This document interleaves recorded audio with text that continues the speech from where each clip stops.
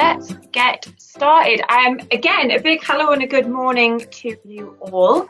My name is Andrea Davis. I am the International Programme Manager at the Civil Service College, and I am joined by our trainer, Sophie Bryan. This is Sophie's it's your third one and your last instalment of the webinar, the New Year, New Start series, which we've been engaging and logging into since January. So this is the third one, the final one on managing your relationship with technology. So this webinar probably will last around about 1 hour. Just to let you know that it is being recorded. You will receive this recording after the webinar has taken place. You'll get the slides as well, so you can circulate the content with your friends or contacts or colleagues and so on. So you will get the slides and all of the material there as well. Just a few housekeeping rules. Please keep your cameras off. We do want maximum participation. Please use the chat function. This type of webinar, Sophie's webinars are not Sophie just talking. Sophie will ask you questions. Sophie will want you to raise comments, experiences, and your thoughts on things. So please use the chat box from start to end. We do have a Q&A part at the very end of the webinar, but please feel free to ask questions throughout as well. If there are any technical glitches, please do let us know. Just put it in the chat box. If you can't hear me, if you can't hear Sophie. We've got one already, Andrea. Catherine has said the sound quality is really poor. Is anyone else having the same problem? But Adele's always our technical girl. She is our technical. Yeah, thank you, Adele. Yeah, again, if it does happen again, please do let us know, and we'll try and get that sorted for you as soon as possible. So thank you for raising that there. So we'll just go on to the next slide. For those that have just joined us, who haven't taken part in any of our webinars before, who is the Civil Service College? Where are we and what do we do? We are an independent training organisation that offers training solutions to the UK civil service and the wider public sector. We have delivered training to not just central government departments, such as the Cabinet Office, DEFRA and DWP, but also devolved administrations like the Welsh Government and, of course, our NHS, as well as other local authorities. So you can see here, this is our UK footprint. But not only do we work in the UK, of course, we work internationally as well. So for those that have joined us from across the world, a big hello to you. I can see that we've got people here from Taiwan. So good morning or good afternoon, good night, wherever you are, whatever time it is. It's much appreciated that you have joined our webinar today. If you do have any international training needs, please do get in touch with me directly. We do offer training in country and here in the UK. So we do have trainers that we can fly out to your country to deliver training, whatever that may be. So please do get in touch with us. Our course categories, so we do deliver around about 70 different courses over the course categories that we have on the screen now, so ranging from accountability and governance to leadership and management, professional development, policy, law and legal, media, digital and data, finance and commercial, and equality, diversity and inclusion. This particular webinar will fall under our professional development series. So if you do have any questions related to this webinar, any of the full day courses that you may do, or any of the previous webinars that you have logged into, please do approach me or approach Sophie, and we will provide you with further information about designing something for you or your organisation. Okay, so this is a part where I'm going to embarrass Sophie again. I should probably know this off by heart now, Sophie. But you can see here, Sophie is founder and chief workplace culture specialist at Ordinarily Different Limited, and she's previous director of HR and workplace culture with 17 years experience within her field. She now trains coaches and advisors on cultural transformation projects with clients in from government organisations, NHS, charities and the private sector as well. Sophie's forte is radical organisational and personal effectiveness, and has spoken at many conferences, on podcasts and YouTube interviews both here in the UK and the US. Sophie is also FCIPD qualified, an HR professional, an executive, career and life coach, and an action learning set coach. And Sophie is also a qualified yoga teacher and nutritionist. So, Sophie, I'm going to stop rabbiting on now. I'll pass it over to you because I'm looking forward to this one. It's your final one, so thank you. Thank you. And I'm sure those of you that have joined the previous sessions are like, oh no, not this again. But yeah, this is me. And actually, what I want to say to you about all the things that Andrea's just shared with you is that I'm bringing all of this into today's session. So normally I would come from my corporate HR perspective or a leadership perspective. Today, I'm even putting a bit of the yoga hat on, a little bit of the nutritionist hat on to really talk about the impact of technology and how we're currently working right now, the ways we can make it more useful for us and the ways actually we might want to rethink some of the ways that we have a relationship with that. So Andrea is going to be my PA. I am. So thank you very much, Andrea, for moving me on. So first off, Andrea said this is going to be interactive. So let's get some dialogue going. So what brought you here? What made you decide to give up an hour of your time to attend this webinar today? So drop down in the chat for me, what made you think this might be useful for you? So while you're doing that, and I'm waiting for the chat to ping up because it's sometimes a little bit delayed, Andrea, what did you do to the webinar today? It's my job. No, I'm joking. If I wasn't facilitating, I would have definitely joined this webinar for sure. Simply because my phone is attached to my hand 24/7, even at work, whilst on the laptop. So I'm juggling both, and I need to get a happy medium. It's not healthy, and even when I'm not even interested in looking at anything, I'm still looking for something. Yeah. So it's kind of drifting off from that and filling the gaps of, you know, being on my phone constantly to doing something more productive. So yeah. Yeah. And I think a lot of people could really resonate with that. I've just seen Joe has said techno stress. I love that term, Joe. I actually might pinch that. Yeah, it's a good one. Excellent term. Hashtag techno stress. Karen, a more permanent shift towards agile working and managing boundaries within that. So excellent. There'll be some resources for you hopefully on that, Karen. Then we've got Delia, too much time on the laptop. We've got Layla, because I'm stuck in front of my laptop literally most of the week.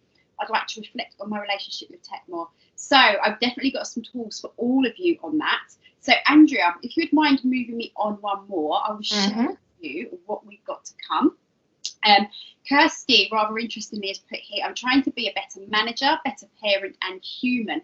And actually, Kirsty, I am going to talk a little bit around the parenting piece, just a tiny bit, but it's going to come into play there as well. So I'm really pleased you've mentioned that. And Adele has said a healthy relationship with tech. Sheila, looking for tips to support myself and the team.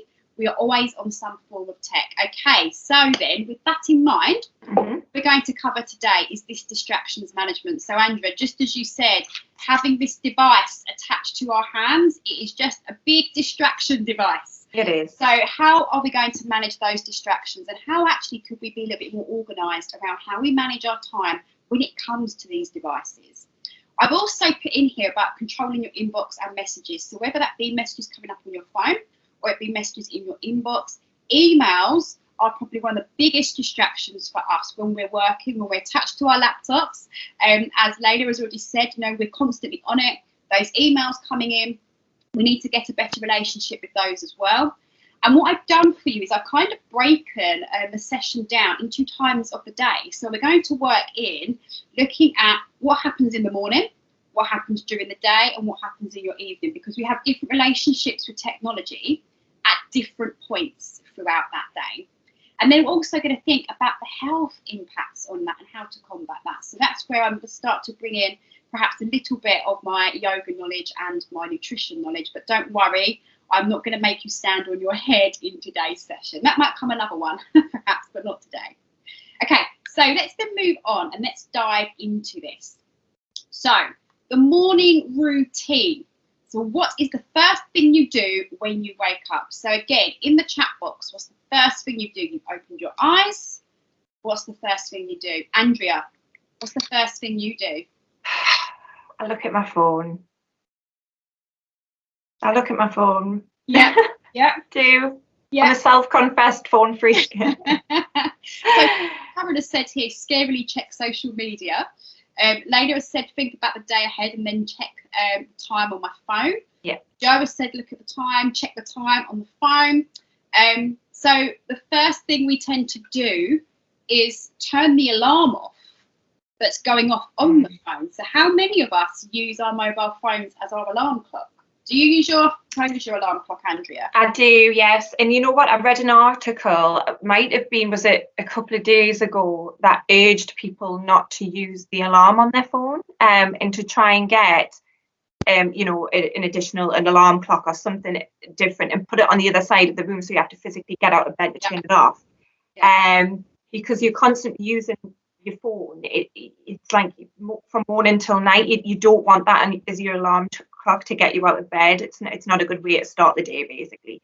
And I'd also say on that front, because we're going to talk about that in a minute, is when you wake up in the middle of the night, the first thing you do is you reach the phone and you go, what time is it, to see if time is showing up. The minute you do that, you've blasted your eyes with blue light. And blue light is the thing that keeps you awake. It keeps you overstimulated. So we want to try and move away from having our phones in that space. And so many of you have already started mentioning this already. So if we move on to the next slide then, I've got some statistics for you.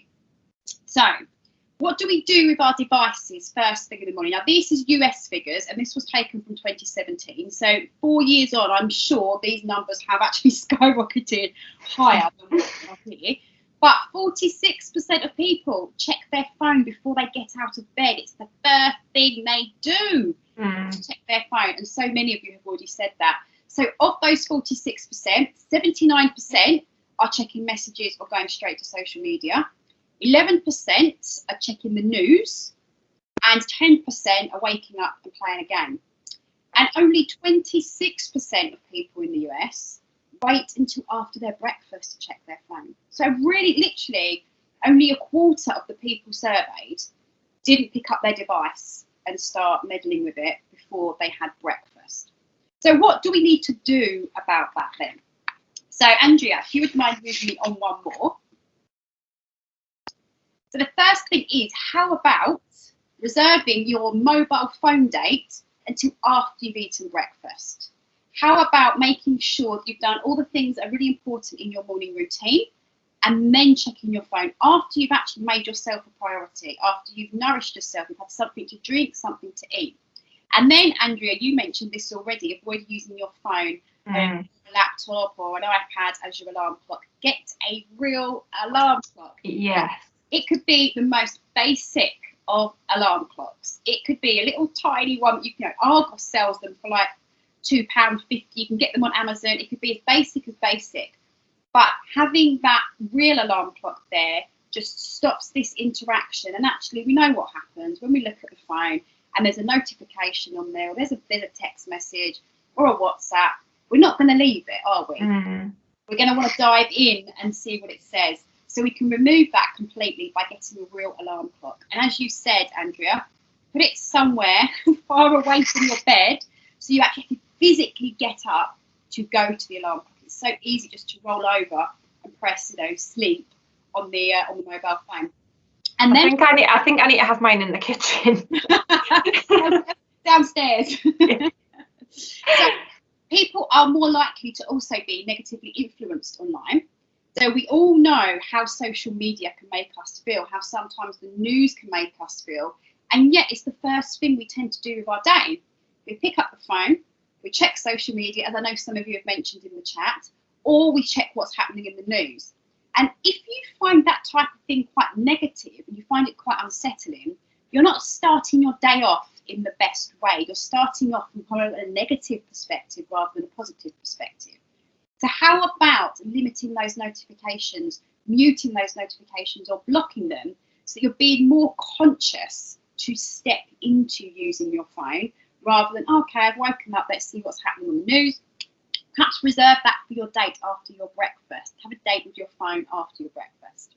Adele has just put in the chat a link, and I think if I'm right, Adele, I think this is the alarm clock, but when it goes off, it rolls around your bedroom and you have to chase it around the room. No. Yeah. So yeah, I think we'll all be going, yeah, the clock that runs about randomly. Perfect. Bethany's just said, I was so guilty of doing this. I deleted the news app from my phone so I could choose when I wanted to check the news rather than it constantly being there. Yes, and make a choice about it. Be deliberate about it rather than having those notifications there. And we all know how it feels to start the day off on a negative feel. It doesn't set you up well for the rest of the day, does it? So the more we can remove those negative elements, the better. So let's move on one more slide then. So if we are not checking our phones and getting a deep dive into the mass of the internet and social media, what could we do instead?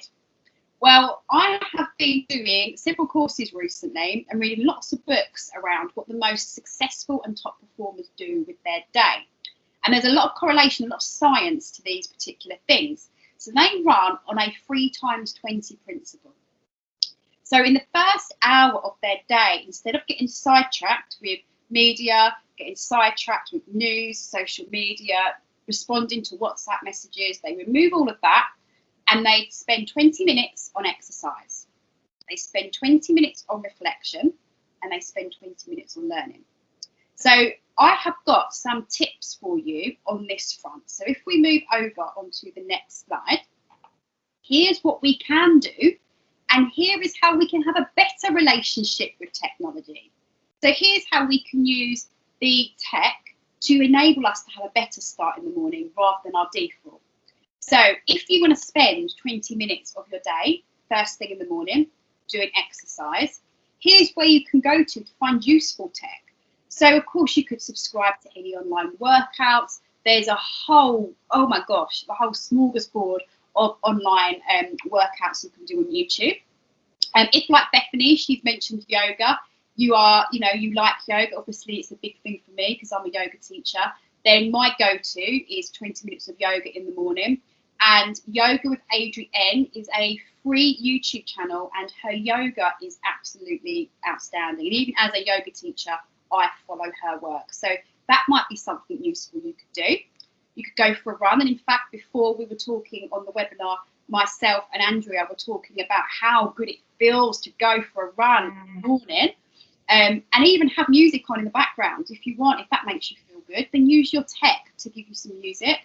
And then, of course, you've got your wearable fitness trackers. How many of you have got these devices strapped to your wrist to, track what you're doing? So tech can be helpful. We're not saying that tech is a no-go, but how about instead of deep diving into something that's not helpful, we step into something more helpful? So 20 minutes on exercise. Then we have 20 minutes on reflection. So I have here my 6-minute journal, and that is all I have to invest in this is 6 minutes to fill out how my day was the previous day, what I'm looking forward to today. I have some gratitude around what's really good for me today, what am I really pleased about, what do I appreciate about my day. But there's also an app, the 5-minute journal. So if you prefer your tech than using an actual book, there is an app called the 5-minute journal. I think it cost me £5, so it's not a free one, but there's no subscription. So you pay the £5 and that's it. And what is really nice about the 5-minute journal is that it will remind you to do it. Well, obviously you don't have the reminder with the hard copy, but it reminds you to do it in the evening. If you set a timer, that you need to go in and do that. So that's where tech can be helpful. You also might decide to use goals or habit trackers. I know lots of people at the start of the new year said, I want to drink more water. And of course, that's really difficult. So you have to drink more water, but then some days you don't, some days you do, some days you forget. Some days, like myself, I'm busy delivering online all day, delivering training, and I have literally no time to run back downstairs to the kitchen and grab myself some water. So you can use habit trackers or goal trackers that remind you at certain times of the day, have you had a glass of water? It's time for your glass of water. Have you done that? Or whatever your habit might look like. You can use those trackers and use those notifications for positive things rather than the things that are slightly more negative. So Bethany has said I've got a water bottle here that at certain times that has certain times on it when I need to drink it, otherwise I'll be behind. See, I love that. I mean, you could even get a big water bottle, couldn't you? Like a big 2-litre bottle, and you could put some markers on it. By 9 o'clock, to have drunk this far down, by 12 o'clock, so on and so forth. But whatever the habit might be, so there are some really good habit trackers out there that you could use. Headspace and Calm are two fantastic apps that you can use for meditation. You can use for mindfulness. I did have Headspace, but I now use Calm predominantly. And the reason I use Calm more often is because it has some really lovely sleep stories. And it's also really great for children as well. They've got some amazing stories on there for kids. So that's 20 minutes there of reflection, perhaps some meditation, perhaps just being a little bit more mindful and thinking about the habits you want to set for yourself that day.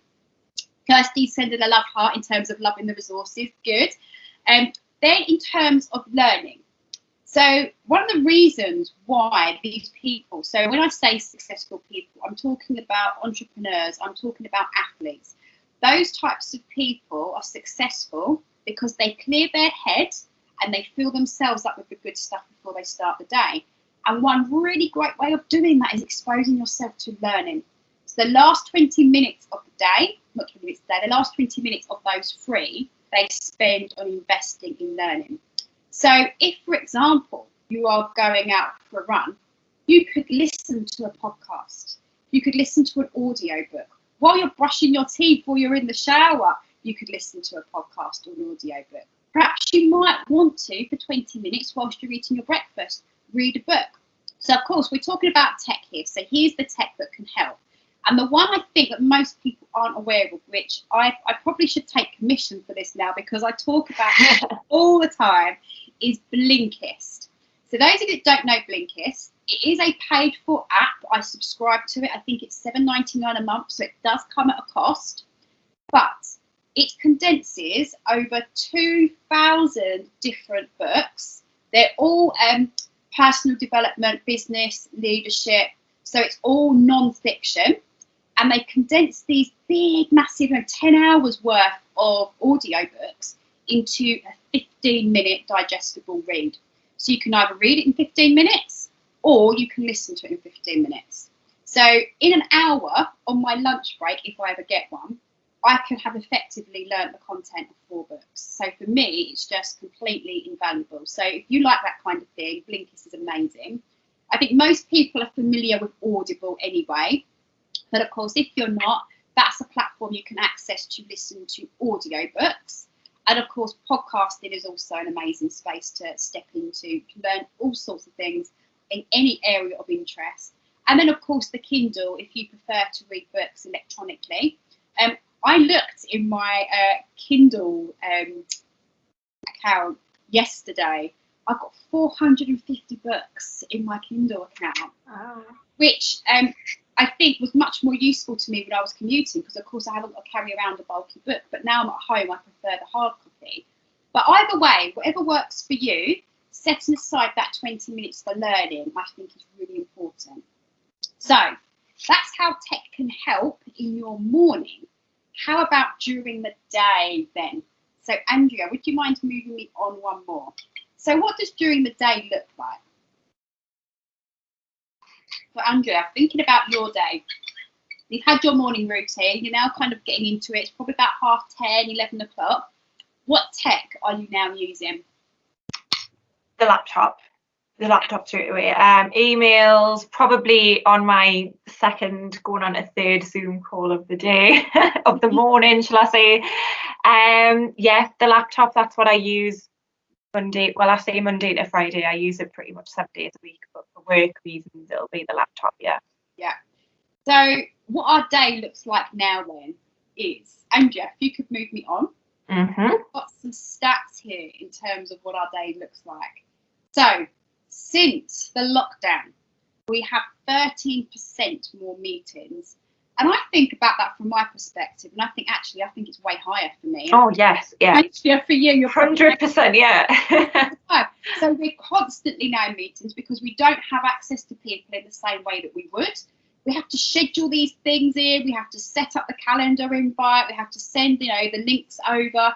So not only are we having more meetings, there's a lot more to creating the meeting because I can't just walk down the corridor and say to Andrew, have you got 5 minutes? Can we just pop next door and have a quick chat? It doesn't happen like that anymore.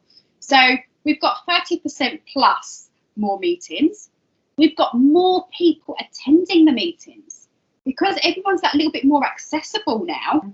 It's easy to say, oh, hang on a minute, I'll just see if Bethany's free. Maybe she can jump on the call. And actually, Chris might be around too. Hang on, let me just see if Chris can jump in too. And before you know it, your meeting has gone from being quite a small discussion to getting bigger and bigger because people are more accessible now in a way they weren't before. And of course, we can't see when we're interrupting people, can we?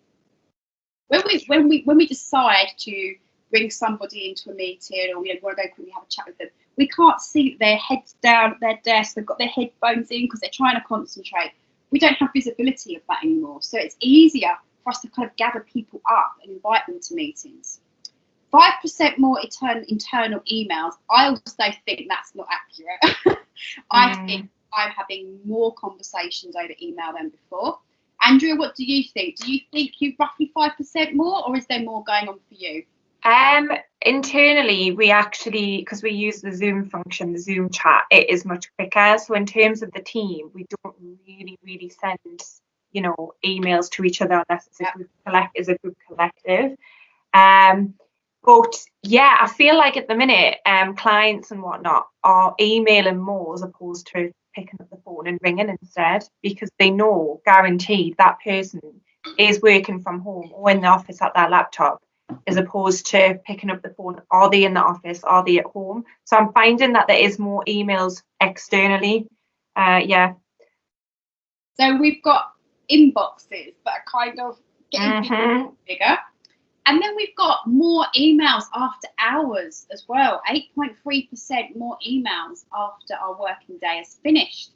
And I'm sure that many of us don't leave them until the morning. We see them, we dive into them, and again, because the mobile phone is so accessible, the laptop is so accessible now, these emails aren't shut away in the office. We can access them so easily, and therefore we tend to jump on them more often. Yeah. Bethany has said way more than 5%. Yeah, Bethany, I hear you. Absolutely. I'm definitely having more than 5%. And then 48 minutes more work per day online. So we're roughly nearly at an hour extra a day that we're spending attached to these devices. So we really need to make a shift here in terms of our relationship with it. So Andrea, would you mind moving me on one more? Yeah. So how about this then? Tell me if this is you, if this resonates with you, that 50% of people will click a notification within 30 seconds of receiving it. So hands up in the chat if this is you. If as soon as the notification comes in, you jump on it. Yeah, so Andrea's giving a hands up. Bethany's saying, I get the fear of missing out. Joey's saying yes. Who else we've got? Sharon is going guilty. Yep, Layla, that's me. Absolutely. I mean, my phone's going crazy right now, and I'm doing exactly what Bethany is saying. This fear of missing out. You feel like, oh my gosh, I need to find out what that says. I need to jump on it. So if we think about then that 50% of us are jumping on to those notifications, what's happening there? So Kirsty said previously yes, but trying hard not to. So let's see what we can do then on that front. So if we can move on to the next slide, Andrea, for me. Thank you. So let's take a bit of a deeper dive into this to really understand why we need to change our behaviour. So the average person receives 63 notifications a day just on their mobile device. And while I've been talking to you, I've already got 1, 2, 3, 4, 5, 6, 7 just in this half an hour that I've been talking to you. So that's 441 notifications a week. That's 1,911 a month and nearly 23,000 a year. So every time those notifications come up, that's nearly 23,000 interruptions that we have during our day. And what happens is when we tap into those, and we have FOMO, as Bethany's put it, that fear of missing out, we get distracted, and then it takes up to half an hour for us to then get back to the thing that we were doing previously and get our minds back on track to what we were doing. So how do we go about managing this then? So if we could move on to the next slide. Thank you, Andrea. So Again, I've got some tech to help. The first one I want to talk about is the Forest app. So I'm going to bring it up onto my screen so you can see it. This app is not only an app that I use personally, but my daughter uses it on me sometimes and says, Mum, do you need to use the Forest app?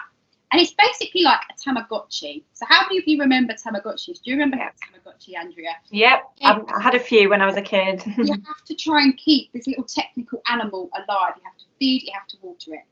So I don't know how well you can see this. Can you see I've got a little tree? Yeah. My forest. So I set a timer, and so you can see on my screen here I've said 25 minutes. And in that 25 minutes, if I don't navigate off of this screen, my tree will grow, it will get watered, and it will become bigger and bigger, and eventually I'll have planted my tree. And of course, the idea is to create a forest.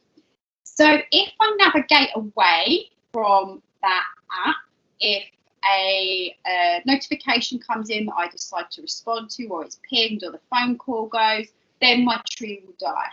And I don't ever want my tree to die.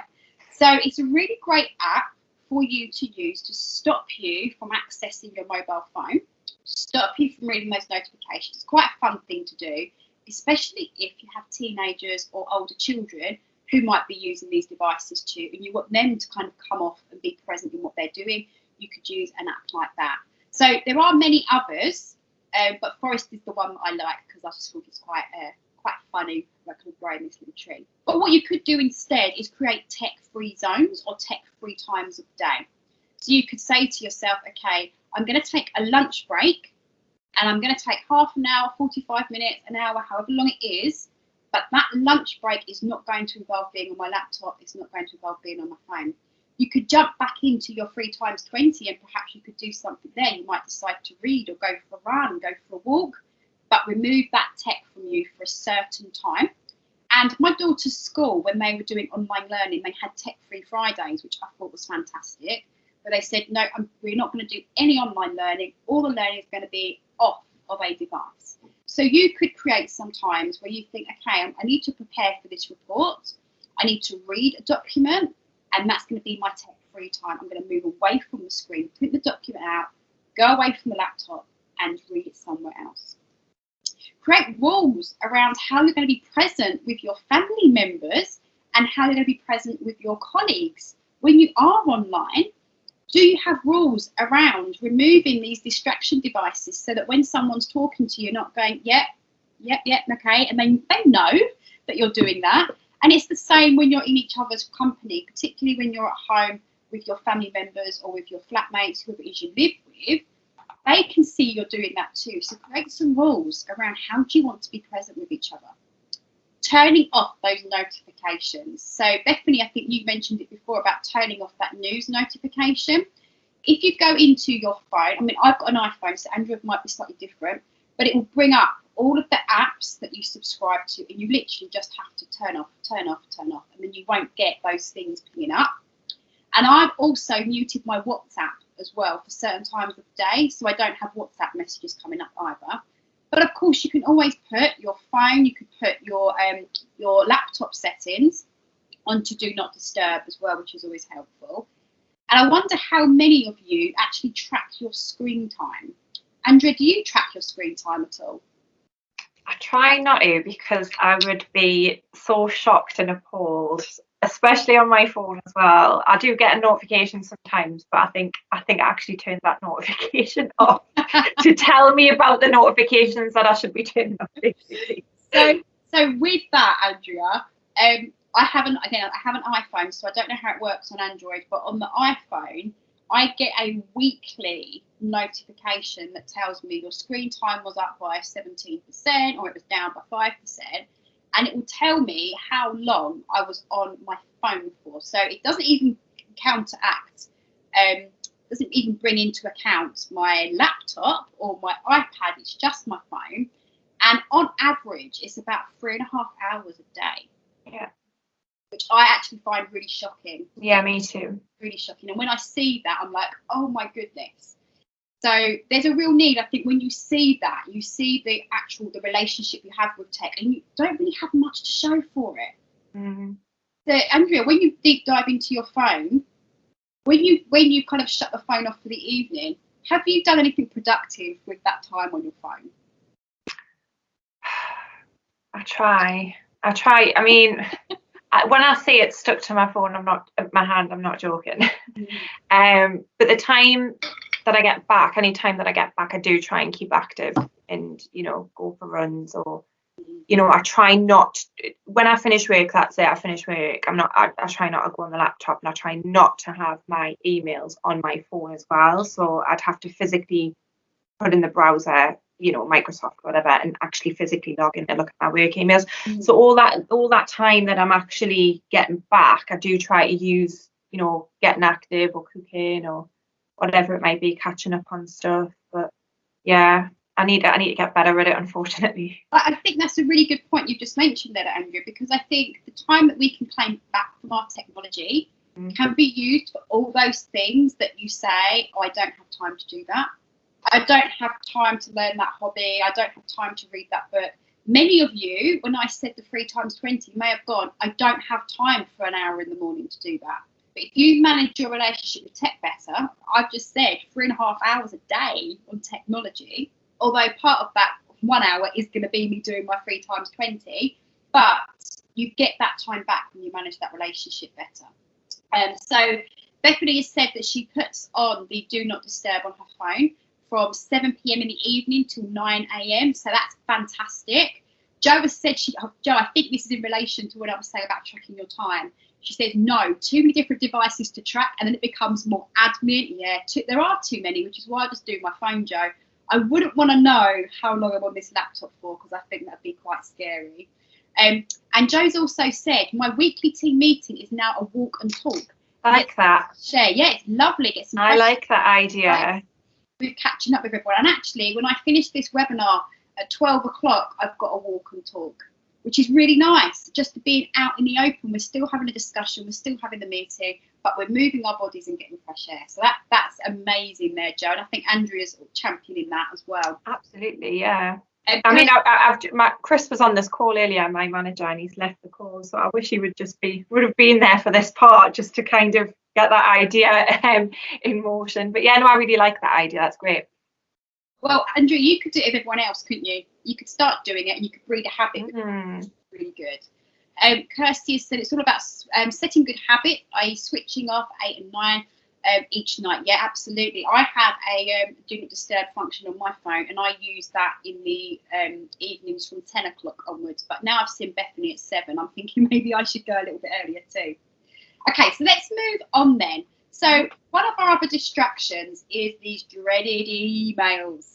So I've got a proposition for you in terms of emails, and it doesn't have to be emails. It could be text messages, it could be WhatsApp, it could be instant messenger, it could be anything that you use that is a way of communication that interrupts your day. I've used emails as an example here. And so I use the 3210 methodology.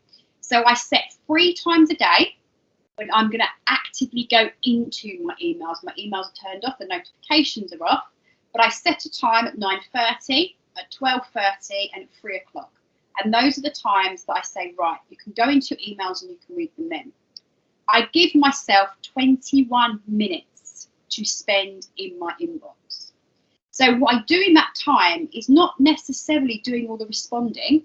What I'm doing in that time is reading them all, so I don't have them all as unread. I start prioritising them in terms of putting the flags in, you put the different colours up. And then I put the things that need to be dealt with onto my to-do list. And I start prioritising them in terms of what's happening in my day and where do I need to respond to this thing.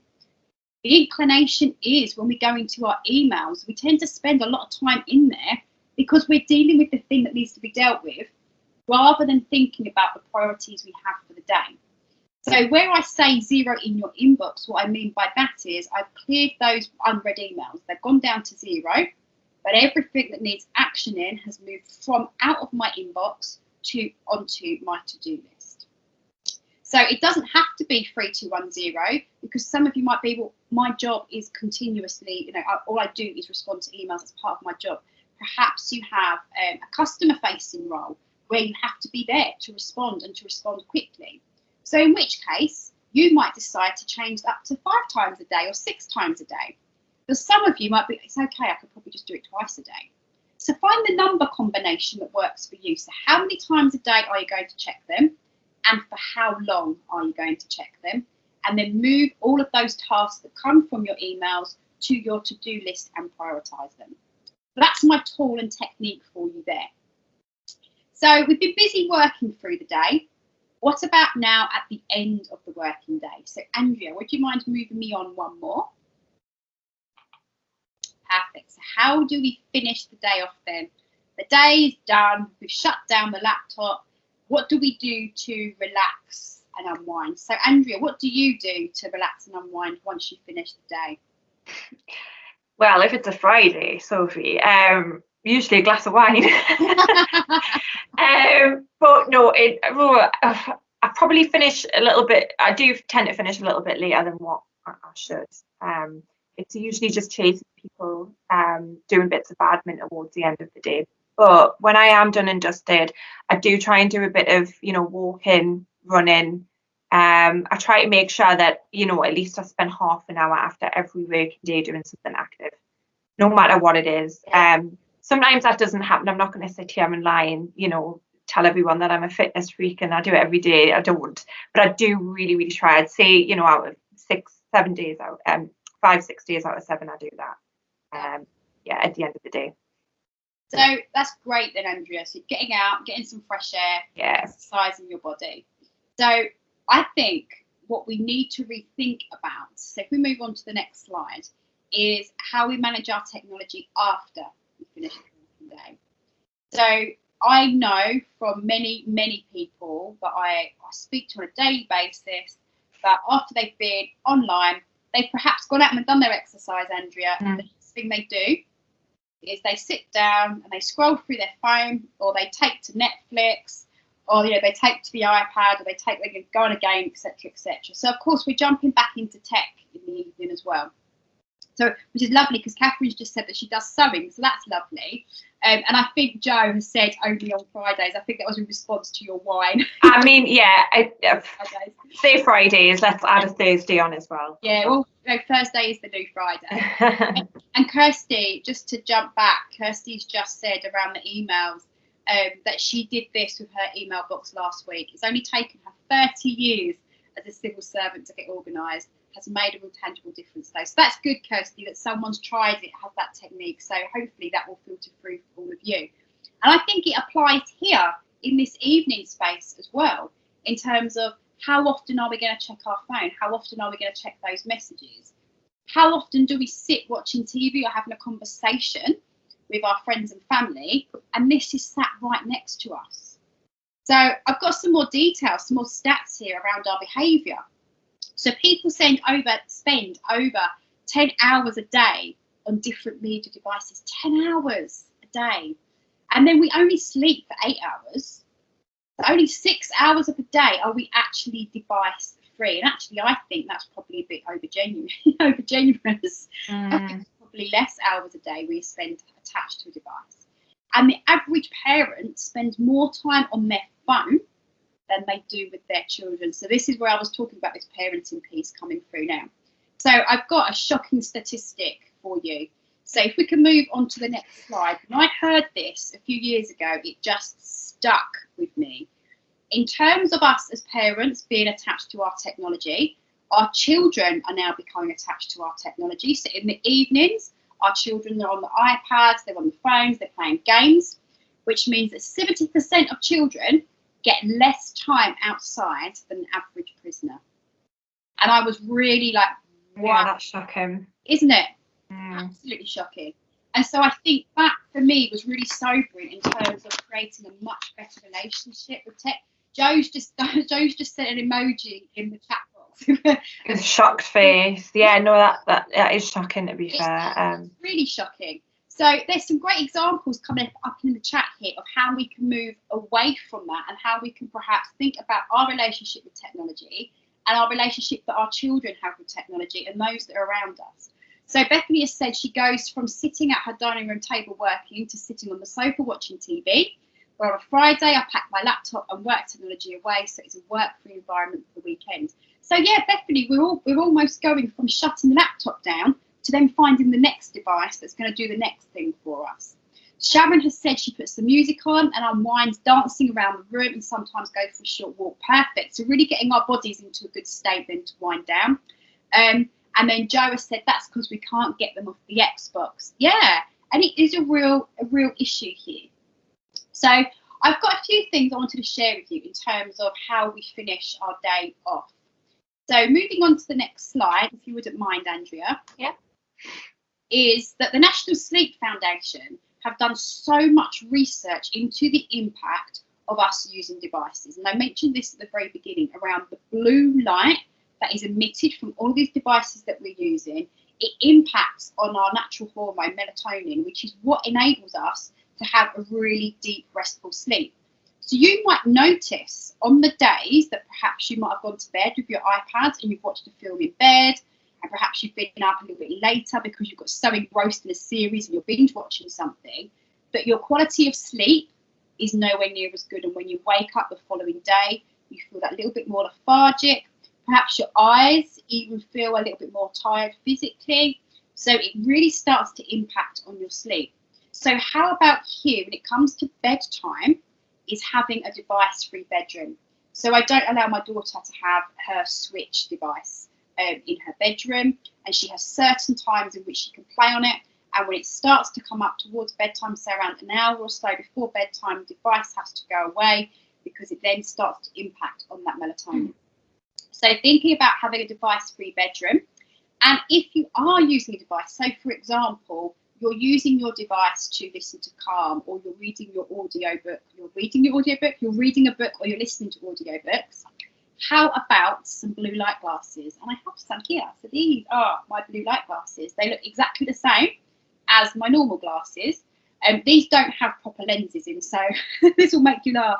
I actually have to wear the two over the top of each.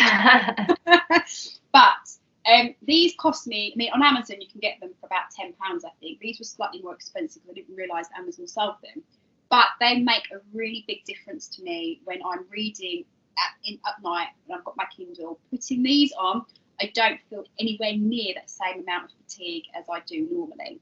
So you could wear these if you don't need to wear normal glasses like I do. You could wear them during the day as well while you're using your laptop, because obviously that is also emitting blue light as well. And the blue light that we have really becomes quite absorbent into our bodies and how it makes us feel, how it affects our mood. So the more we can protect ourselves from that, the better. So moving on with that then, what does it look like from a health perspective when we spend so long attached to our devices? Well, the more we're on social media, the amount of evidence we now have in terms of the impact that social media has on our lower self-worth is incredible. The amount of depression that comes from constantly accessing social media is absolutely phenomenal. So it really has an impact there, which then has an impact on our emotional stability and our emotional mood, that sense of anxiety, depression and stress, because we're so attached to these devices. And of course that then affects our ability to focus. And we've all spoken about that already, in that when we see that notification come up, we want to answer it. When we see the email ping up, we want to answer it. And therefore it takes us away from doing the really important work that we are there to do. And of course, we are sat down constantly using these devices. How many times have you seen someone walking down the street watching Netflix or going for a run? It doesn't happen. It's not possible.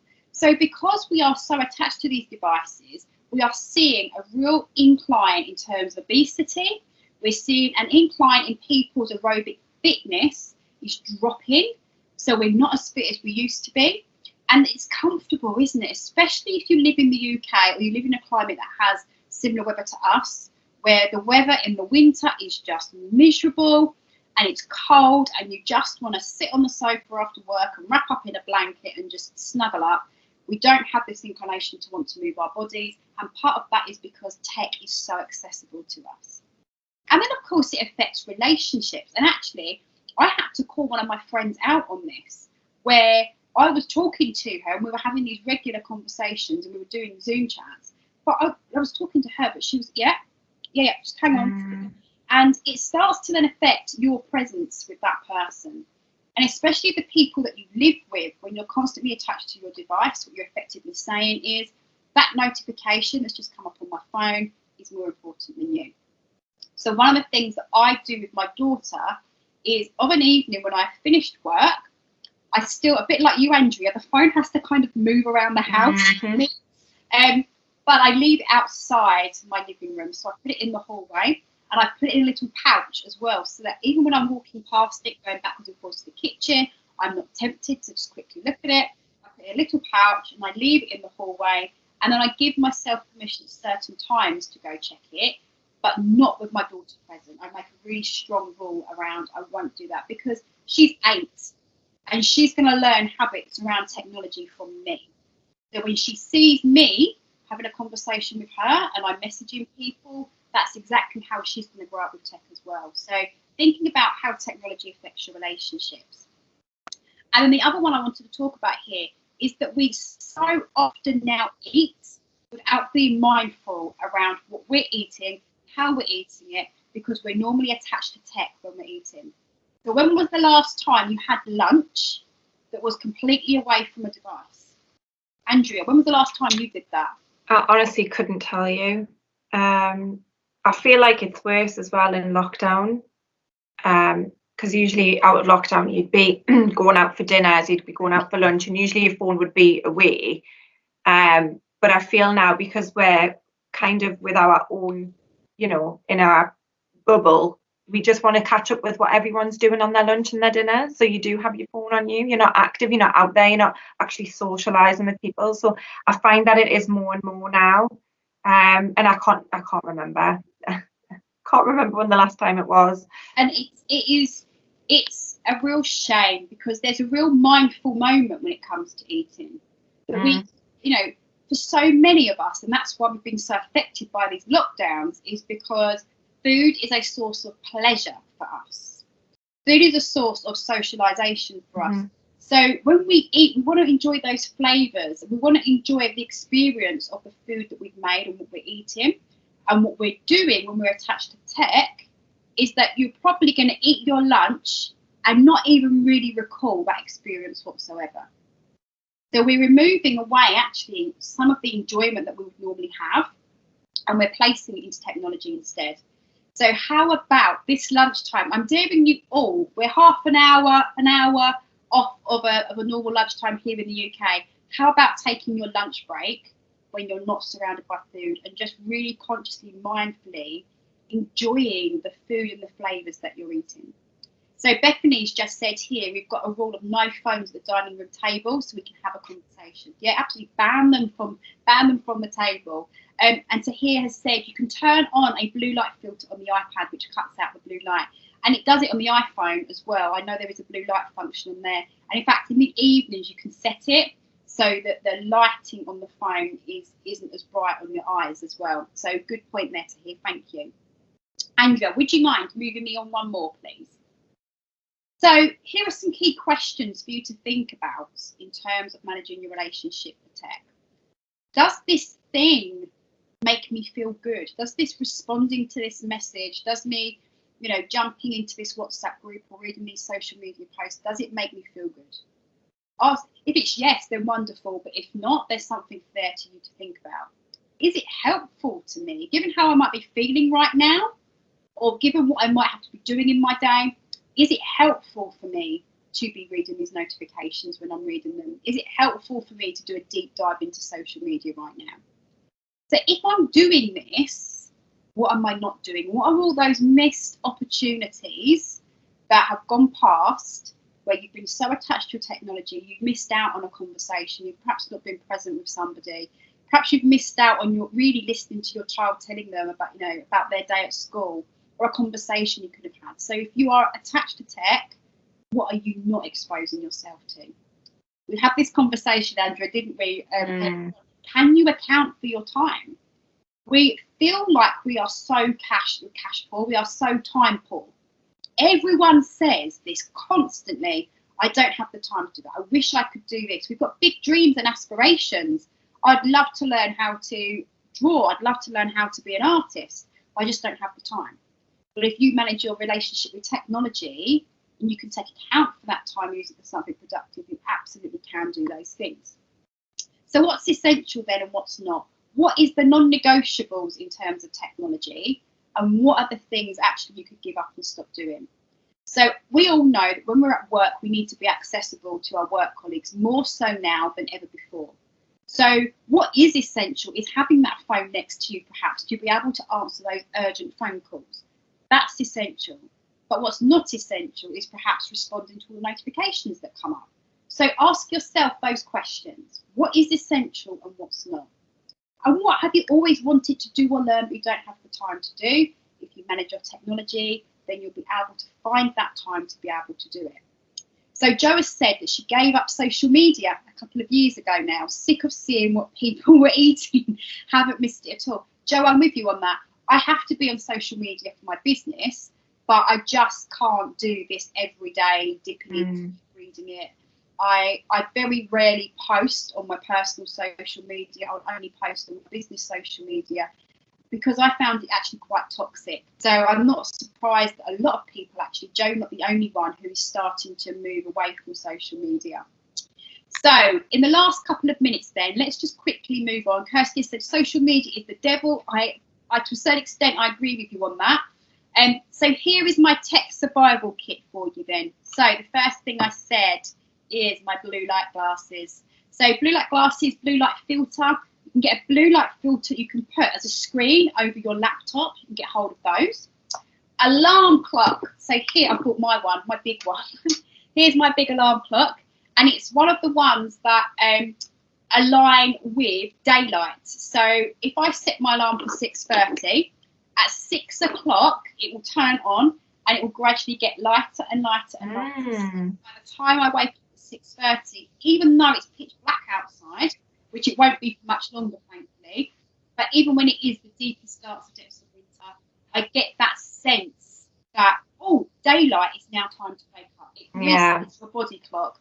And this is an Amazon one. So go on Amazon, you can check the sunlight alarm clocks. They're fantastic. Yeah, I've just seen Bethany write in there that after this webinar, she's going to go and buy an alarm clock. And I was just thinking, as soon as this conversation is ended, I'm going on to Amazon. I'm going to buy one and deliberately put it on the other side of the room because it's not good. Sometimes my phone is under my pillow and that's really bad. And it's just become part of my body. It's like part of me, and that's not good. It's not healthy. I need to sort that out. So yeah. I'm with you. I'm completely with you on that. So my alarm clock has changed everything for me, and especially the fact it has this daylight function just makes it me.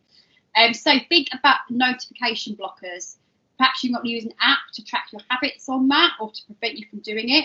You do know in your iPhone you can actually set timers for apps as well. So if, for example, you're really attached to Facebook, you can go into that part of Facebook in your notifications and you can say 30 minutes for Facebook, that's it. And after that time, your phone will chuck you out and you can't go back in again. Amazing. So think about what else you could do to block your use. If you find it difficult to enforce that habit yourself, then of course you can use technology to help you with that. Set aside clear times when you're going to use technology and be conscious about your technology use. So say to yourself, okay, you can have half an hour in the morning, you can have 15 minutes at lunchtime, half an hour in the evening. Be conscious around your use of tech and reward yourself with the time you get back. So do something nice for yourself. Do that one thing. Have a bath, do some yoga, go for a run, have a conversation with someone, but do something nice with that time that you recoup back from your technology usage. So Andrea, would you mind moving me on to one more slide? We are dead on time now. So I would just like to know from you all, what one thing are you going to take away from today's webinar? So Bethany, we already know she's running straight down to Tesco's to buy an alarm clock. I think surges in alarm clocks might spike on Amazon. So yeah, let me know in the chat. Let me know what's been useful. Layla says she needs to go, but thank you, very useful. Layla, thank you so much for joining, and I really hope it's been useful for you. Karen says she's going to explore the blue light glasses.